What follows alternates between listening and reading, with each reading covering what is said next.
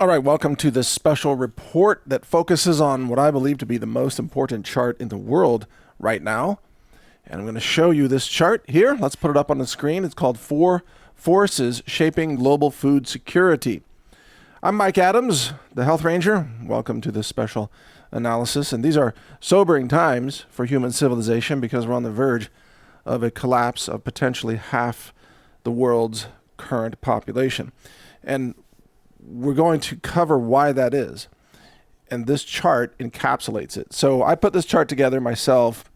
I wanted to overlay the history of human population growth with the history of nitrogenous fertilizers, as well as the history of the Haber-Bosch process that uses natural gas to produce nitrogen-based fertilizers, and then also overlaid with the global LNG capacity as that infrastructure was built out over the last several decades. So bringing your attention to this chart, let's take a look at it here. The blue line is the world population, currently at about 8 billion. And as you can see, the y-axis for the world population is on the right-hand side. And you can see that roughly half the current population, about 4 billion people, existed in 1974.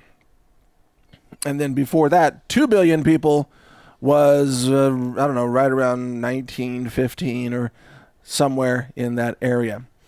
So we have doubled and then doubled again in a little over 1 century. And what made that possible? And it's very clear that what made it possible is nitrogen-based fertilizers. And so that's the green line showing you the use of nitrogen fertilizers, really beginning in the 1920s, but not taking off until the 1960s, and just really exploding, as you can see. Ammonia output from the Haber-Bosch process, yes, we're going to cover just a little bit of chemistry today. That's the purple dotted line, and you can see where that began. It was mostly just sort of mad science research for many decades. It didn't really get widely used until the 1970s is when it really started taking off. And that is what allowed natural gas to be effectively converted into nitrogen fertilizer. And then, of course, the global LNG supply, because of the demand for fertilizers and other things, also, gas turbines for generating electricity, etc. LNG capacity really took off in the 1970s, and then there was a massive burst, as you can see, in the late 1990s, and that's mostly Qatar. Qatari LNG capacity was built out beginning in the 1990s, and that's continuing to expand dramatically today. So at the upper right-hand corner of this chart, you can see that we're at about 8 billion people right now. We are at the peak that we've ever seen of nitrogen fertilizer production. We're at the peak of, almost the peak of ammonia output, Haber-Bosch. There was a dip over the last few years, and I think that some of that dip is because of, the destruction of the Nord Stream pipeline, or pipelines plural, that took BASF offline in Germany, which was one of the primary world producers of, urea and other products. But that's why that dip is there. And then the LNG capacity, as you can see, is continuing to grow. And it would have grown, except for the fact that Trump started a war with Iran. And then Israel bombed Iran's, the South Pars gas field. And then Iran bombed Qatar Energy, which took 17% of Qatar Energy's gas production offline for 5 years, or 3 to 5 years, technically. And remember, as I've covered separately, Qatar Energy has 14 gas trains. And don't confuse that with choo-choo trains. That's not what they are. It's a sequential process of liquefaction of natural gas. They're called trains. Qatar Energy has 14. Like I said, 2 of them are now destroyed. And they will take 3 to 5 years to replace. That leaves 12.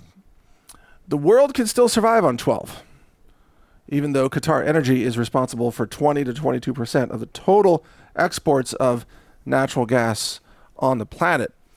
But the world can't survive the destruction of all 14.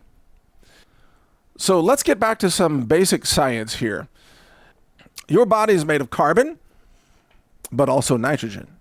You have a lot of nitrogen atoms in your body. About 50% of the nitrogen that's in your body was created in a form through the Haber-Bosch process. Half of the people on Earth today are only alive because of the abundant food crop yields that were enabled by the Haber-Bosch process.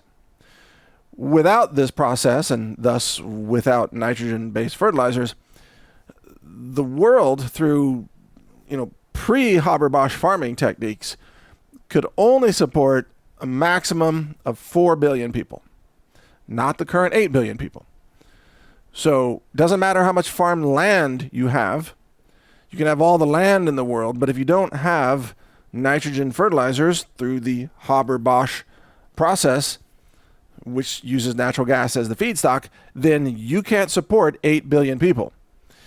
And the key takeaway from all of this is that the only reason we have 8 billion people is because of this process and because crop yields were dramatically increased through these fertilizers.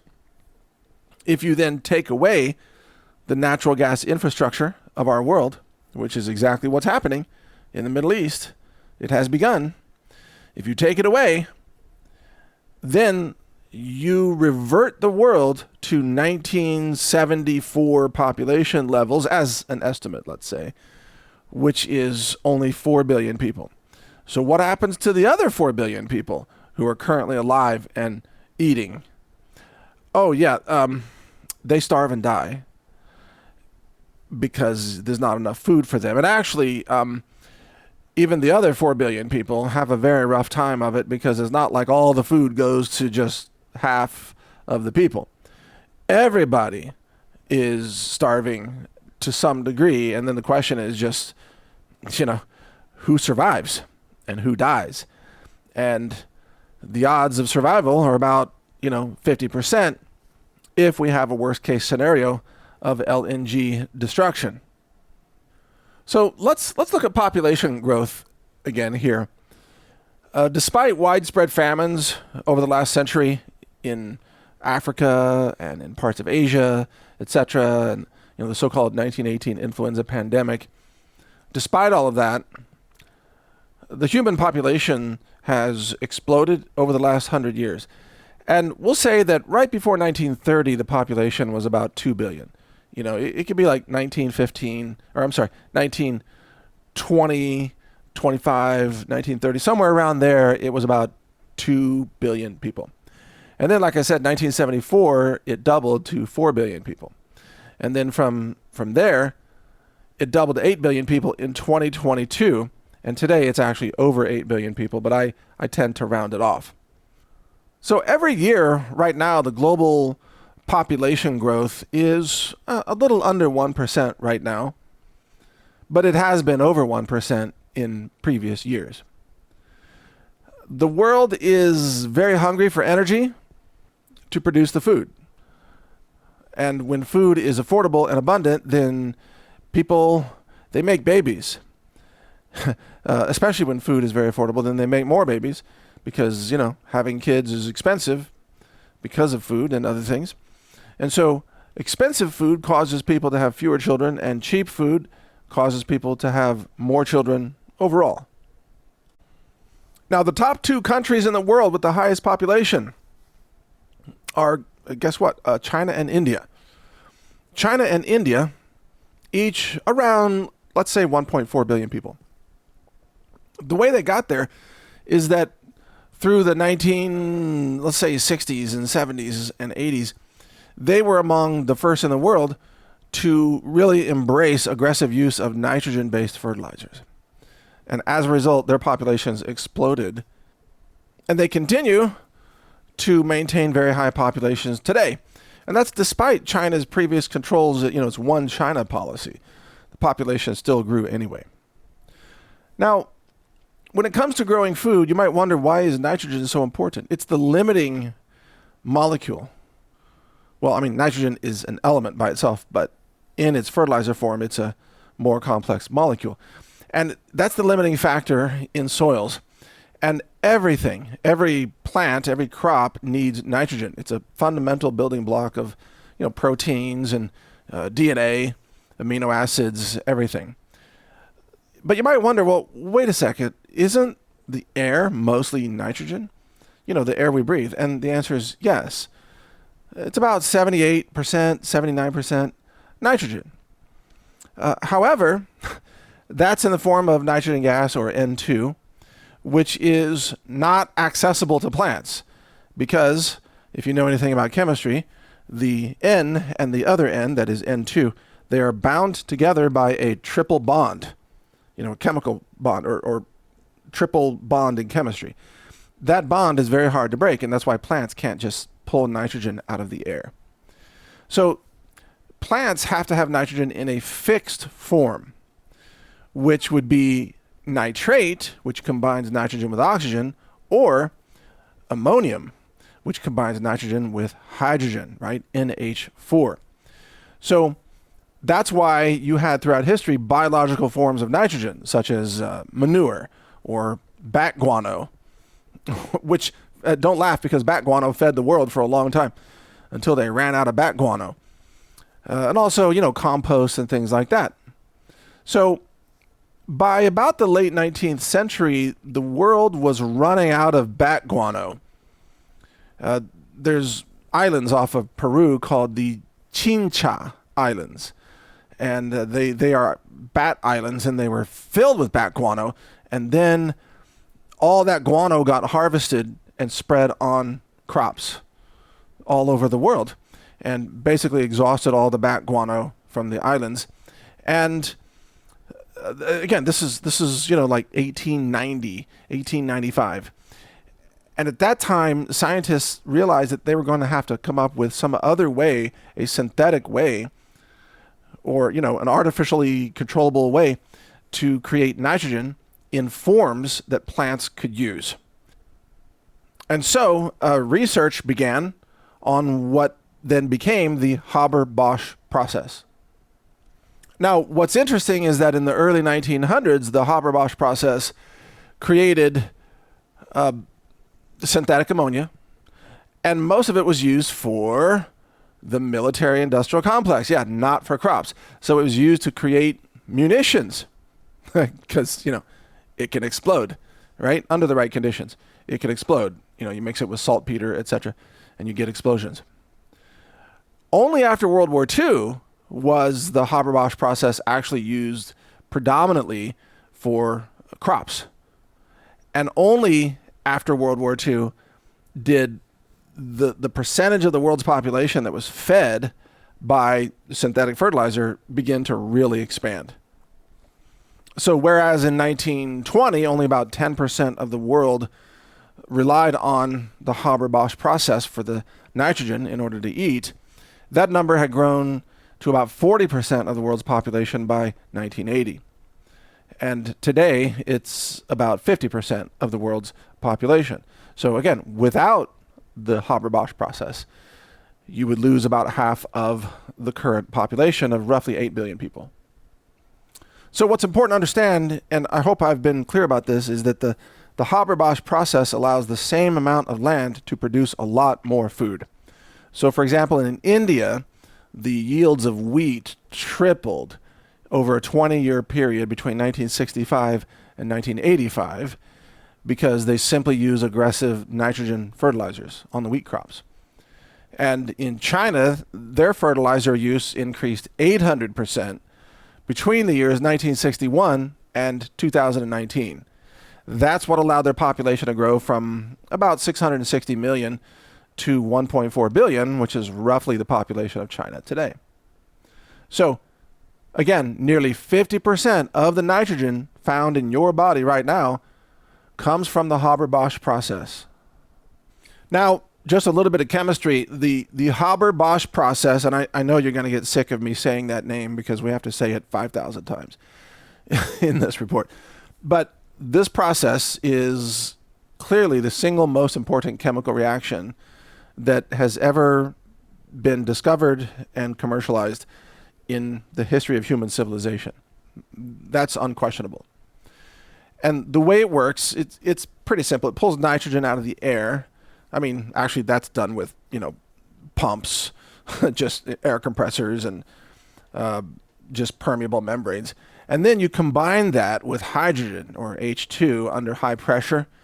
It takes about 200 to 300 atmospheres of pressure and very high temperatures. You got to go to something like 500 degrees Celsius. Yeah, very hot. And then you introduce an iron catalyst in this process. And guess what? You get ammonia, NH3. NH3. NH3, then now we're in business. Now we can use ammonia to make all kinds of other, secondary and tertiary products that become fertilizer. But you have to have, again, high heat, high pressure, and a source of nitrogen, which is just the atmosphere. But then you have to have hydrogen also. So where do you get the hydrogen? Well, of course, hydrocarbons. Hydrocarbons. So hence, natural gas is the easiest form of this. And that's why the Haber-Bosch process consumes anywhere from 3 to 5% of the world's entire natural gas production right now. And so, by the way, it's named after Fritz Haber, who was a Nazi scientist. Okay, just in case you're curious. And then Karl Bosch, decades later, is the one who created the high-pressure industrial chemistry that made it all feasible. But it was Fritz Haber, who demonstrated the ammonia synthesis in the first place. And then he got a patent on it, and that was purchased by BASF, BASF, which, of course, is one of the corporations that was ultimately tied to Adolf Hitler and the Third Reich, etc., although that's kind of a tangential point here. Karl Bosch was awarded the Nobel Prize, by the way, in 1931. And then after World War II, agricultural deployment of this really took off. And from the 1960s, it was called the Green Revolution. And that doesn't mean the same thing as we talk about today, like green energy. It wasn't a climate change cult back then. The Green Revolution just meant they knew how to grow more food and how to avoid mass famine. And that's how, by 1974, we had 4 billion people on the planet. All because of that. Well, half because of that, let's say. Now, an interesting piece of history is that China figured out how to do this with coal rather than natural gas. So you can get H2 from coal and then use that in the Haber-Bosch process. So you can have different inputs. They can be natural gas or they can be coal. Natural gas is more efficient and it's cleaner. So by 2018, you had 230 million tons of ammonia per year produced by the Haber-Bosch process. About 99% or more of the global ammonia became synthetic. And then by 2021, you have a process then that feeds about 4 billion people around the world. And now, more recently, there are experiments in using electrolysis-based H2 combined with the nitrogen, the atmospheric nitrogen, to produce ammonia through renewable energy. However, that is not commercially viable yet because it's too expensive. But I just want you to be aware there are alternatives to natural gas. It's just that your food would cost 400% more. Oh boy, right? If you thought, beef was expensive now, just wait until the fertilizer is created with solar panels. Then it's $100 a pound, That's where this could go. So some interesting tidbits. I mentioned the triple bond of nitrogen for N2. That triple bond is very difficult to break. That's why you have to have so much energy put into it at such high pressures and also high temperature. And that's where you use the natural gas.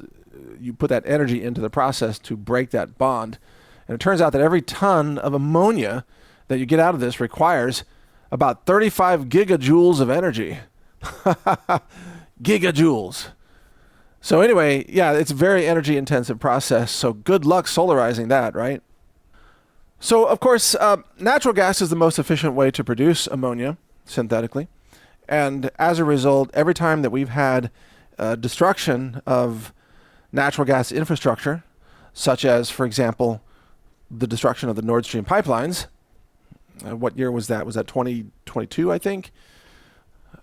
You saw, of course, fertilizer prices skyrocket right after that because gas prices skyrocket, especially in Europe. And then right now, because of the destruction of 2 of the gas trains at the Ras Laffan gas facility in Qatar, you're already seeing prices of urea and ammonia drastically, sharply increase. We also saw price increases after the 1973 OPEC oil embargo, by the way. So there's a strong history of this. When gas is cut off, fertilizer prices skyrocket. Now let's shift to Qatar. Qatar is just to the southwest of part of the Persian Gulf, and underneath the Persian Gulf is this massive gas reservoir that Qatar calls the North Field. It's thought to be the largest gas reservoir on Earth, and it's said to contain 51 trillion cubic meters of gas. 51 trillion. So at current levels of consumption, there's enough gas there for about 50 years.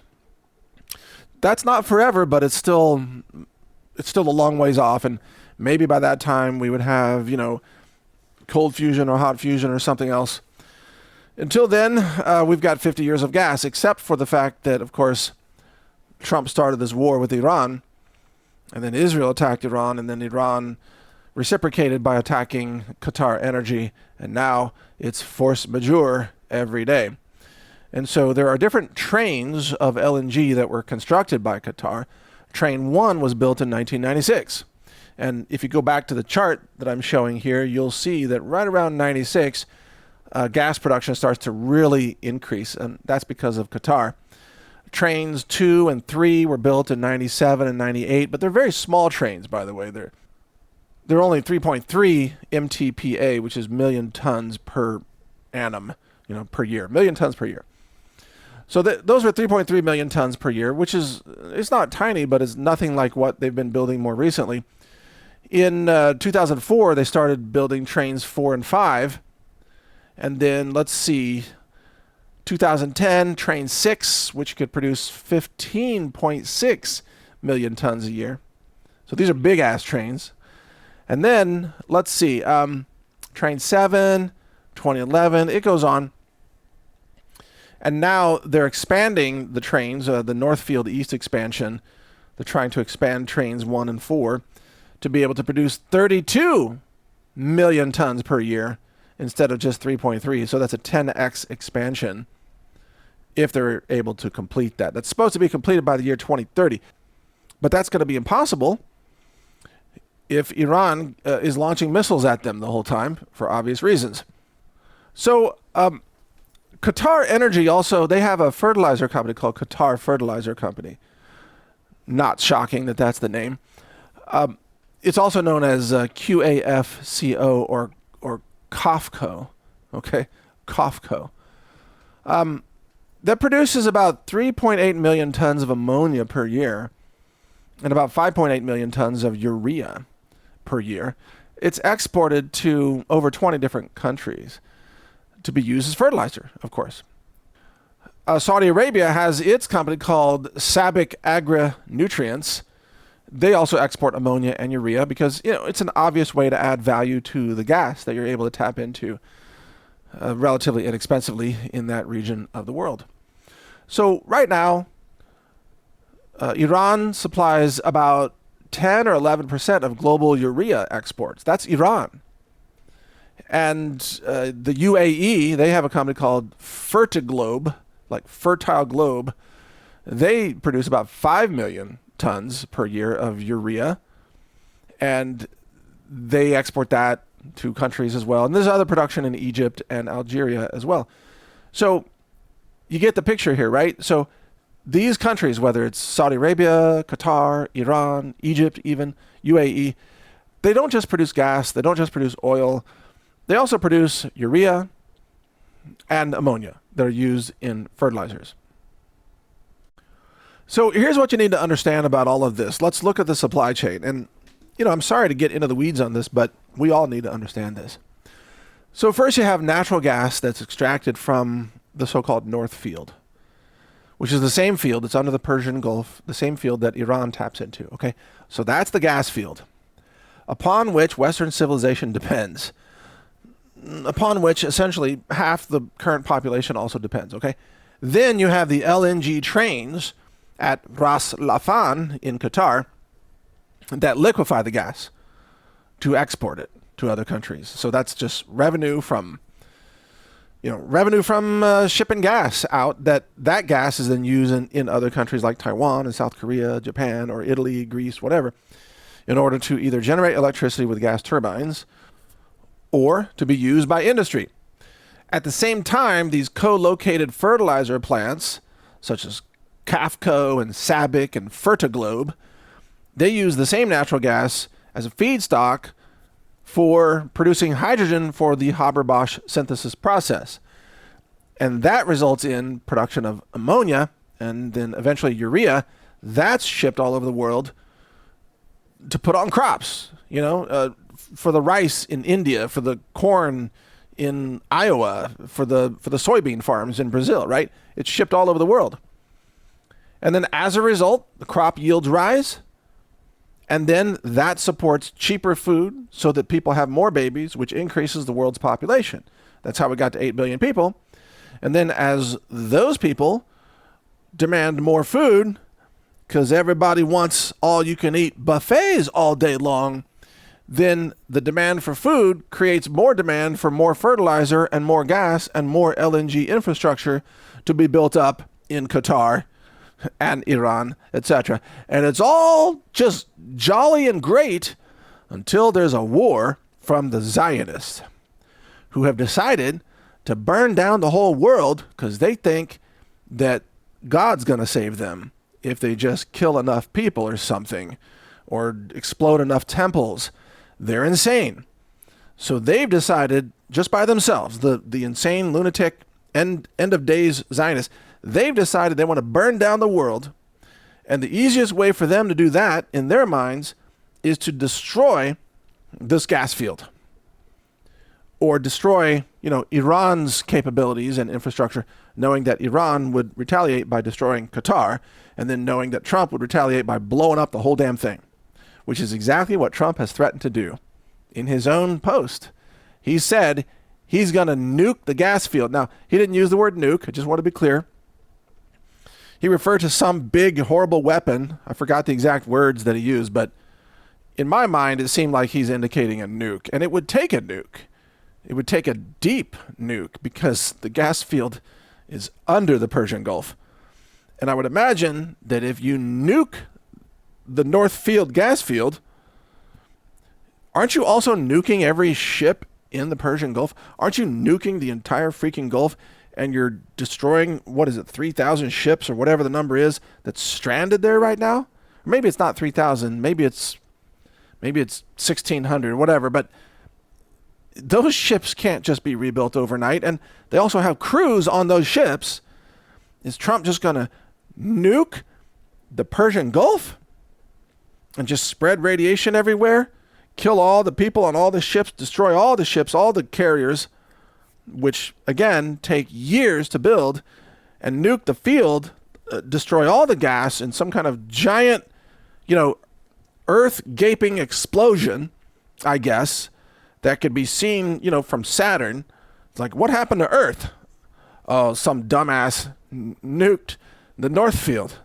Oh, man, that explosion reached all the way, like halfway to the moon. That's, woo. Well, not really, it wouldn't reach that far, but it would destroy human civilization as we know it. That's not an exaggeration. It would destroy human civilization as we know it. And Trump is threatening to do it, and it's clear that Israel is telling him to do it. And I guess the question is, how far will Trump go in this delusional obedience to an end times fanatical cult known as Zionism that literally wants to see the end of the world? See, you understand the problem now? Because they have the means to do it. Because Western civilization, well, not just Western, modern civilization. The whole world has been built on this house of cards.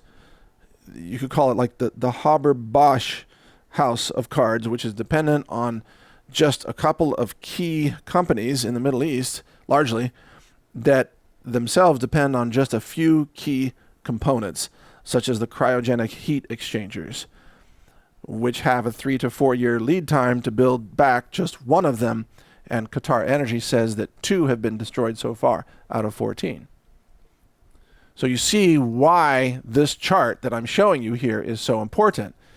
Because if Israel succeeds in its goal to burn down the world by destroying the hydrocarbon infrastructure, and this might be Trump's goal as well. I mean, he ran Operation Warp Speed, which was also a depopulation agenda.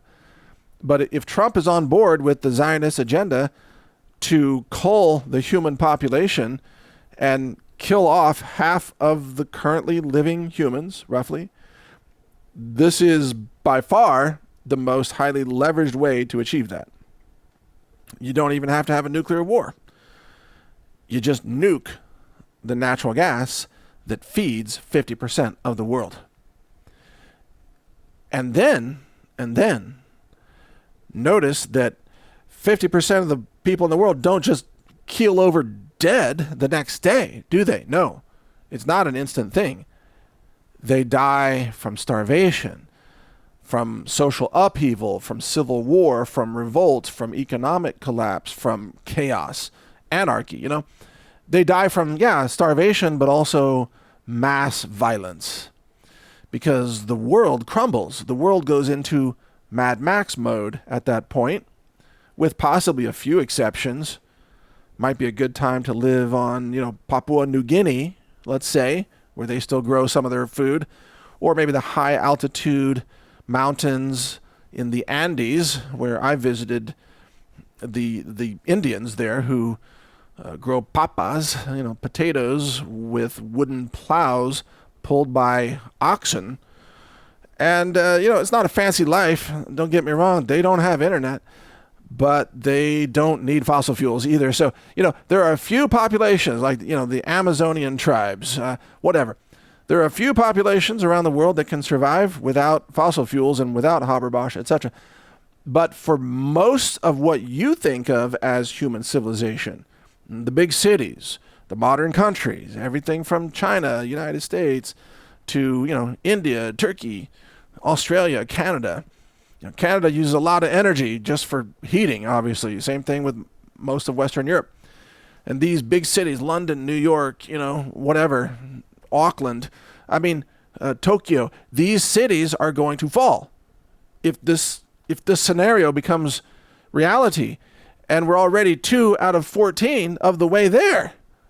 So this isn't some like doomsday what if scenario of, no, it's crazy. It could never happen. It's happening. It's happening. It's already happening. I'm not even talking about, maybe someday, what if someone lost their minds and started destroying this infrastructure? No, it happened yesterday. That's in the past. I'm talking about the repercussions of this.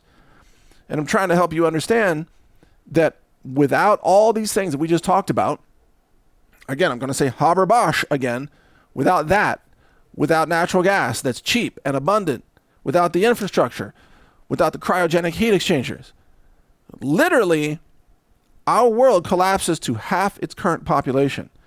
And the key takeaway from this is that I believe that's their goal. And so does Michael Yan. He agrees with me on this point because I just interviewed him about this. He says that's the goal. It's obvious, he says. Yeah, it is obvious. That's the goal. This war is not an accident. The destruction of energy infrastructure is not an accident. This is all being deliberately done using the cover story of a war, but the real goal is to achieve global human depopulation on a rapid scale, to try to kill 1 out of every 2 people. Or maybe if they're not as successful, they might kill 1 out of every 4 people. But that's still 2 billion people. And I've estimated, with the help of AI agents that this could kill from 2 to 4 billion people. So anywhere from 25% to 50% of the world's population, roughly speaking. Now, if we lose 2 billion people, then we go back to 1999 population levels. Do you remember 1999? There was more parking available in 1999. The freeways in LA were not as bad. And, you could still get around some cities in India that are now incomprehensible, or even Manila in the Philippines, for example, right? That was 1999. And if you go back to 1974, with only 4 billion people, hey, life was actually pretty good in the 1970s, A guy could afford a house, could raise a family on a single income, and have a house and a yard and a career and a 9-to-5 job. You didn't even have to work extra hours because food was affordable. The money had, of course, a lot more value at that time. Prices of everything you needed to buy were dirt cheap, even inflation adjusted. Everything was dirt cheap. You could buy a car. You could buy a giant, like a station wagon that had so much room. It's practically, today, it would be called an RV. But in the 70s, it was just called a station wagon. Like, you could have, like, sleepovers in the back of that thing. And there were no seat belts and no airbags. And no anti-lock brakes, man. If you were going down the highway and something went wrong, your whole family just died on impact. That's the 1970s. But living was cheap. Food was cheap. You go to the grocery store, oh my God. They had everything. Dirt cheap.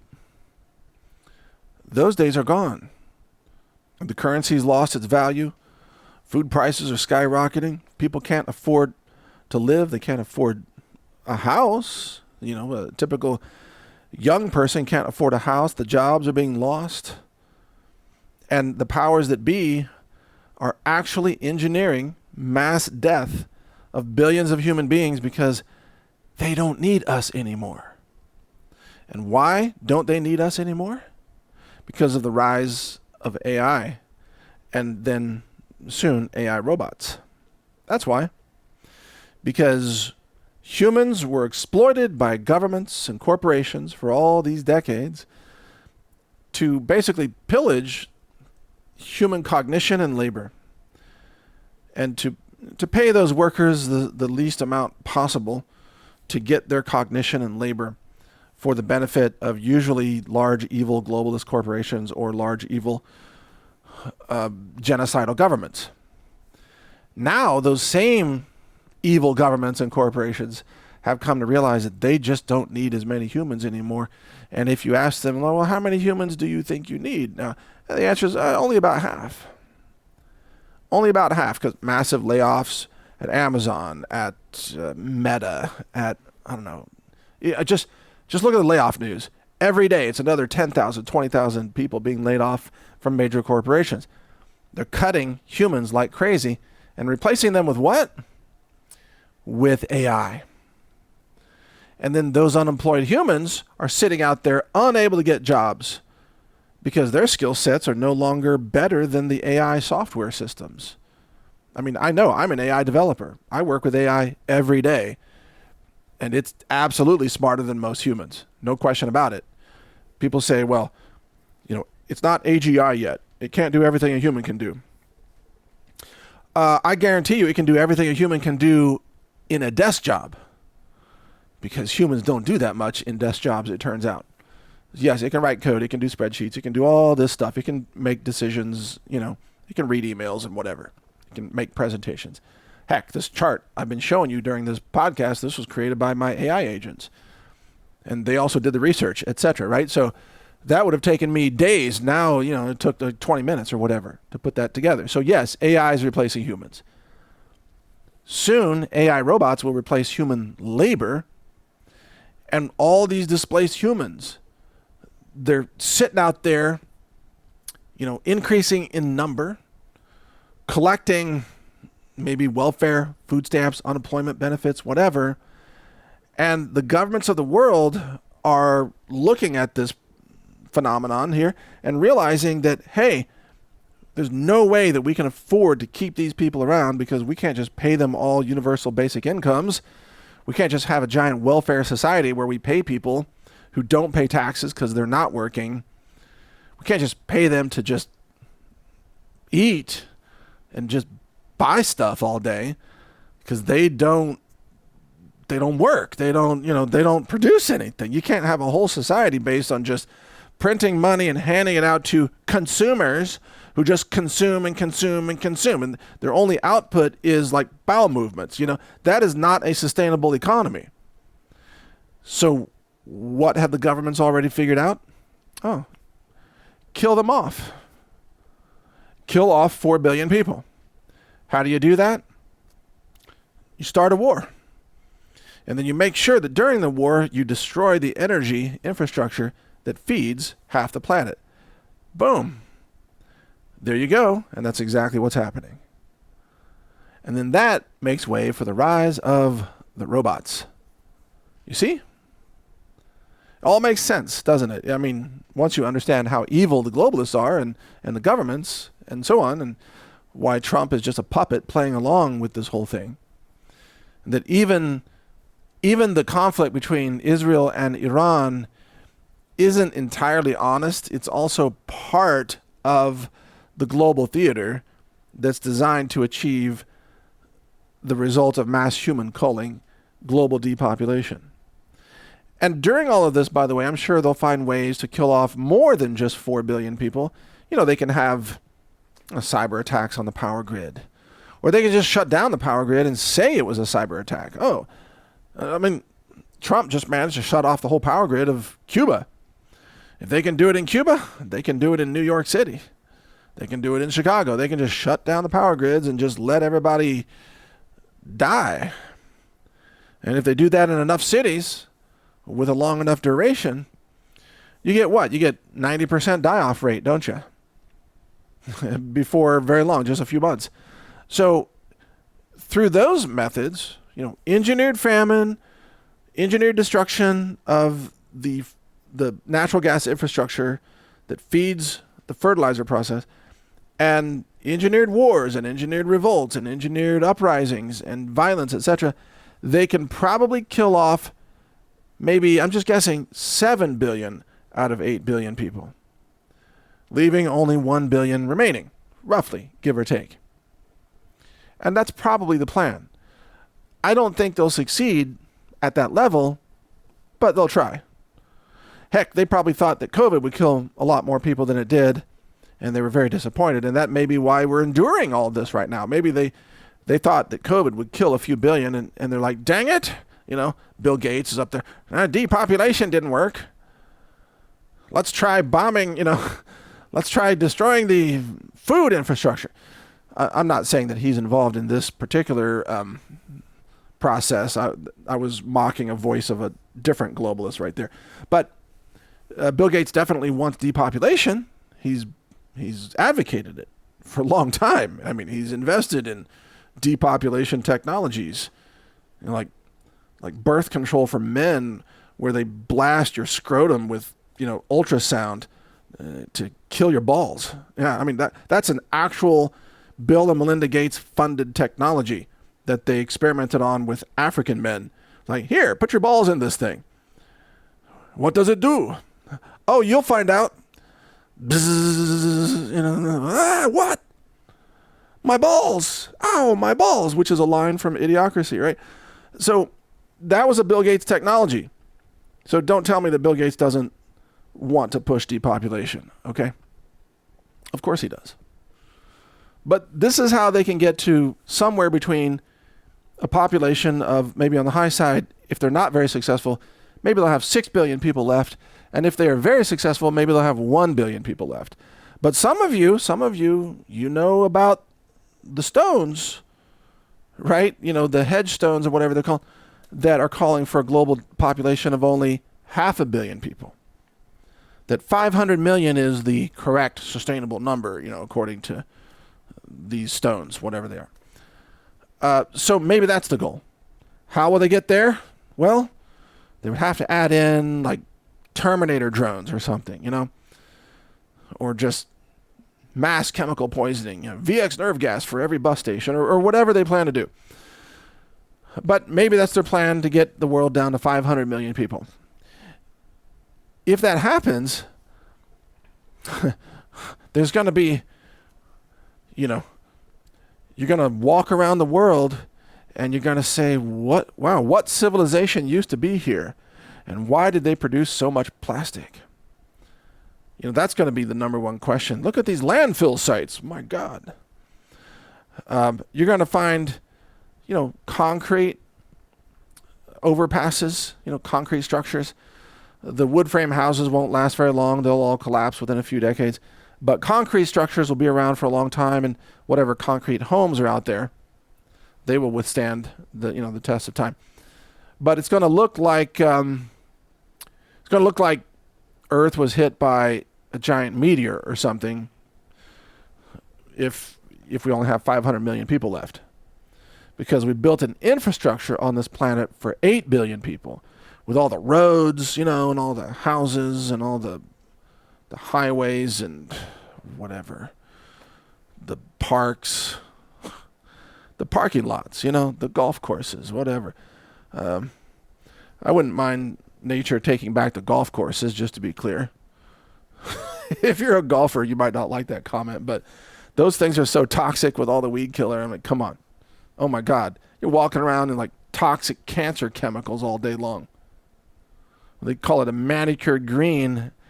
Yeah, it's a cancer cured green is actually what that is. So bottom line, now you know. And of course, food storage can help you get through a small part of this, but not the whole thing. You're going to need to learn to grow food if you don't already know how to do it in order to survive this. I should mention that my company, healthrangerstore.com, we sell, heirloom garden seeds, non-GMO heirloom garden seeds. And we actually have a customer appreciation sale going on right now. We also have long-term storable food. Not enough to get you through 10 years probably, but enough to get you by through the big die-off, if that's what happens. You can find all of it at healthrangerstore.com/appreciate. healthrangerstore.com/appreciate.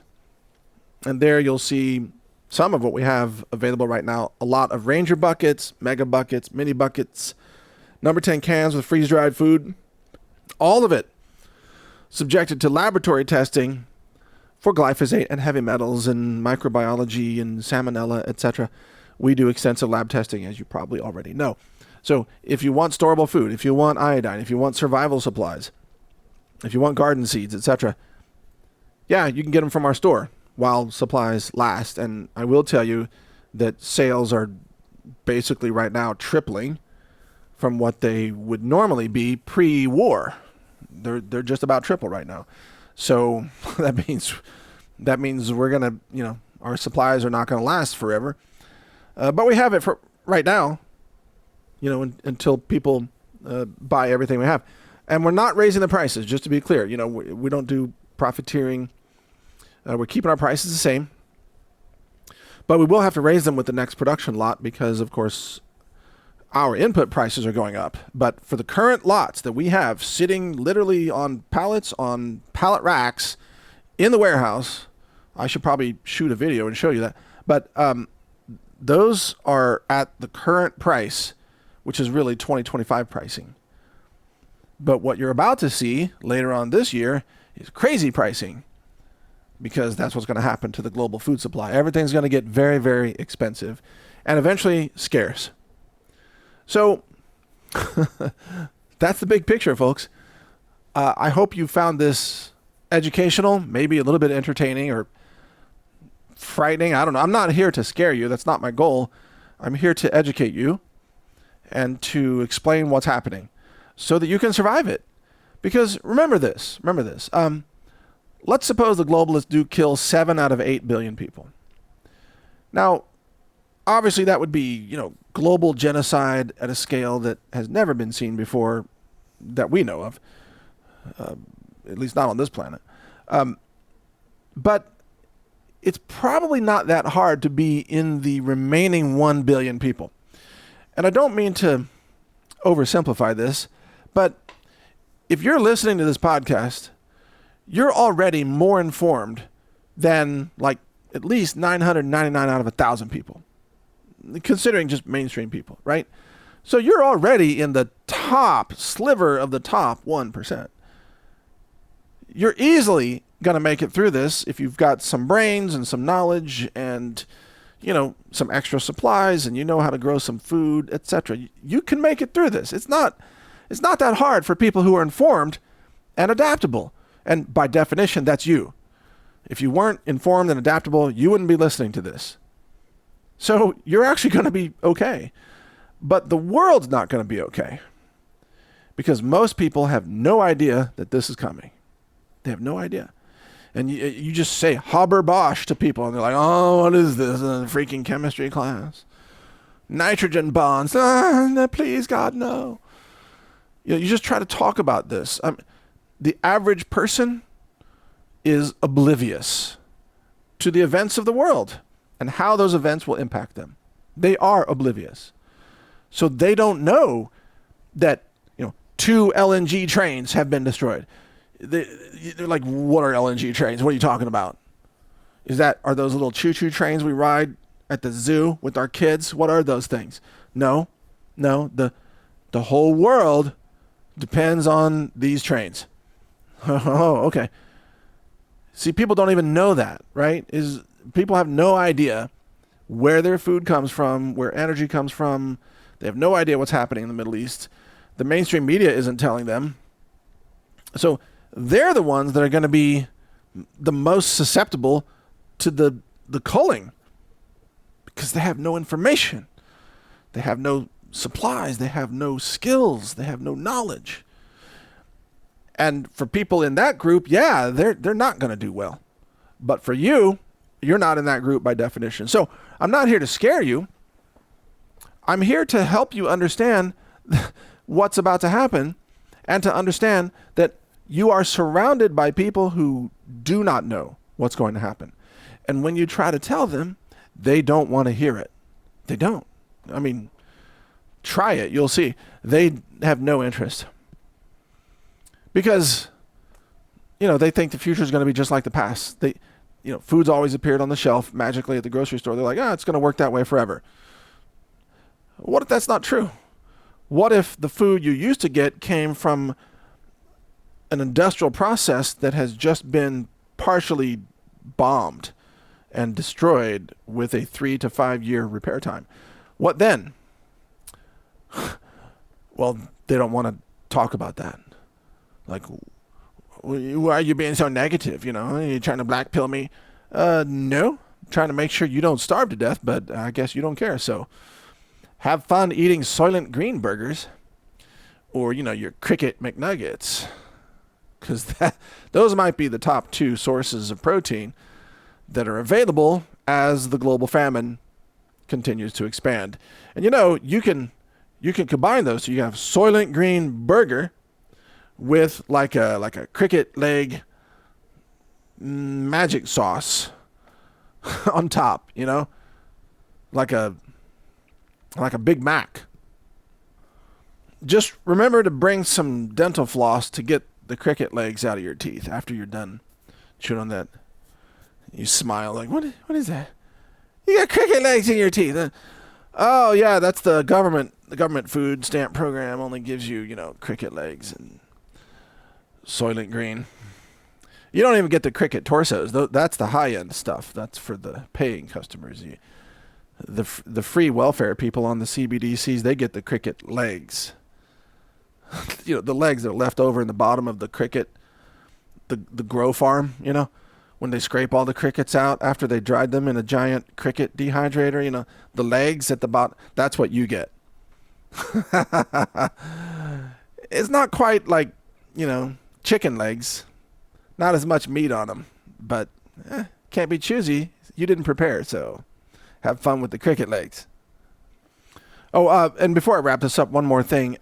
This should have been obvious, but I'll point it out just in case it didn't occur to any of you listening.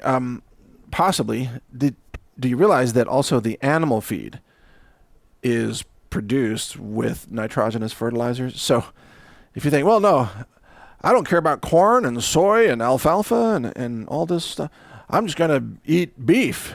Yeah. Well, where do you think the beef comes from? You know, the cows are fed the corn, and the corn's grown with nitrogen. Those are Haber-Bosch cows. Yeah, see, I managed to fit that term in one more time. Haber-Bosch cows. You thought they were Black Angus? No, they're Haber-Bosch cows. See? So all the animal feed is subject to the same conditions that we're talking about here. It all traces back to the same natural gas. So bottom line, if this infrastructure is destroyed, then maybe roughly half the planet dies over the next few years. And those are going to be the most difficult years imaginable, because when people start starving, they get desperate and crazy things happen. So that's why you need not just food, but the ability to defend it. And also, you need to live far from the cities if you can. So there you go. That's my take. All right, you can follow my work at naturalnews.com, and you can hear more of my analysis and interviews at brightvideos.com. I'm going to create a book based off this presentation. I don't yet know the title of the book because I'm going to let AI choose it. But you'll be able to find that at books.brightlearn.ai, and I'm also going to force an audiobook generation of that book so that there'll be an audiobook version freely downloadable within less than a day, even, maybe less than 12 hours, whatever. But you'll be able to find it. Again, go to books.brightlearn.ai, and you'll be able to find that book based on this presentation. All right. So, and also, again, one more reminder, healthrangerstore.com/appreciate if you want to get some food. And at this point, if you have a 1-year supply of food, that's not enough, probably. I used to think that's a pretty good, target for people. Have a year's supply. And now I'm thinking, according to Qatar Energy, it's a 5-year build time for these things. And Iran has promised to destroy more of them. So maybe a year's supply is not enough.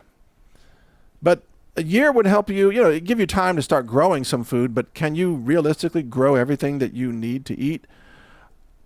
I'm not sure I can. I've grown as much as 70% of my diet in the past, but that was in a different climate in Ecuador where you could grow food year round. I've never tried that in North America, and I'm not sure that I could. I think I'd be hard pressed to grow even 70% of my diet today, but we shall see. In any case, thank you for listening. Again, I'm Mike Adams, the Health Ranger, and I'm wishing you the best. I'm wishing humanity the best, and I hope that you share this with other people so that they can also be informed. And this is not a time to be timid or politically correct. This is a time to save lives with knowledge. And the more people know about this, the better off they're going to be. And maybe they'll go out and buy things other than toilet paper this time. During the COVID panic, it was a toilet paper, and everyone's loading up on toilet paper. Why? Why? Okay. There might be better things. Why not bacon? Load up on bacon. if you love bacon, I'm just saying, load up on something that you could eat, maybe. Just saying, but that's up to you. If you eat too much bacon, you're going to need more toilet paper, so maybe you should get both. Okay. That's enough. All right. Thanks for listening. Take care. Yes, the world is getting crazy, but here at the Health Ranger store, we're putting together a survival supply assortment for you. If you go to healthrangerstore.com/survival, you'll see what we put together for you, including iodine and IOSAT. That's a specific brand name of potassium iodide that's FDA approved. Or we have the nascent iodine here, which is less expensive in terms of the iodine that you get. These are available in case things go nuclear. It's clear that you will not be able to find any of this for sale anywhere. All the inventories will be wiped out like what happened after Fukushima in 2011. So if you want to get your hands on some iodine, this is a chance to get it right now. healthrangerstore.com/survival. In addition, we have many other survival items for you here, including some silver solutions, some spirulina available in bulk and at a discount, and then a large assortment of storable organic food that's laboratory tested, including our Ranger Bucket sets. Here's a 195-day supply. We've got the mini buckets, and we've also got number 10 cans available of freeze-dried fruits and vegetables and other things like miso soup powder. Here's some of the buckets. There's a big variety available. Here are some of the number 10 cans right here. Remember, a lot of people are missing fruit. They don't have enough vitamin C in their storable food. So, getting bananas and pineapples and strawberries especially, again, certified organic, freeze-dried. That is the highest quality with the highest nutrient preservation that you can get in any kind of a storable food format. All of this is available right now and so much more. Just go to healthrangerstore.com/survival. And because the freeze-dried foods last for so long, even if you don't eat them this year or next year, just keep them on the shelf. They're going to last a very long time with good preservation, a long shelf life, and they will have value no matter what happens in the world. Now, of course, I'm praying for peace. I'm praying for de-escalation. I don't want to see World War III break out, and I certainly don't want it to go nuclear. But we're dealing with insane times and insane leaders and insane situations. Who knows what could happen tomorrow or next week? Disruptions could happen here in the United States. There could be, domestic attacks that disrupt supply chains here in the U.S. So stock up early, stock up now, get your emergency food, emergency medicine, iodine, anything else that you think that you might need. Get it now. And by doing so, by shopping with us, you'll be supporting our platforms and our AI engines that we offer for free. That's funded in part by sales from our store. So shop with us at healthrangerstore.com/survival and help yourself get prepared, and also help us bring you more free tools and platforms that can keep you informed no matter what happens in the world. I'm Mike Adams, the Health Ranger. Thank you for your support. God bless you all. Take care.